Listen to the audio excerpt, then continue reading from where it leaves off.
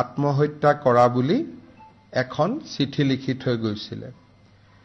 এই ঘটনাৰ পিছত অসম পুলিচে 7জনীয়া সদস্যৰে এটা SIT গঠন কৰিছিলে। এই ঘটনাৰ লগত জড়িত সমস্ত এৰিয়া ভিডিঅ'গ্ৰাফ আৰু FSLও কৰা হৈছিলে। মেজিষ্ট্ৰেটে ইনকুৱেষ্ট কৰিছিলে আৰু এতিয়ালৈকে 3গৰাকী ব্যক্তিক এই ঘটনাৰ সৈতে জড়িত হোৱা বাবে গ্ৰেপ্তাৰ কৰা হৈছিলে।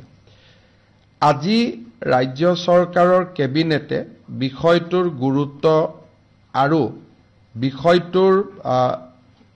বিষয়টোৱে এগৰাকী খুব উদীয়মান অভিযন্তাৰ প্ৰাণ হেৰুৱাবলগীয়া হোৱা পৰিৱেশ সৃষ্টি হোৱাৰ বাবে ইয়াৰ গুৰুত্ব অনুভৱ কৰি কেবিনেটে এই বিষয়টো CBIক হস্তান্তৰ কৰিবৰ বাবে সিদ্ধান্ত লৈছে।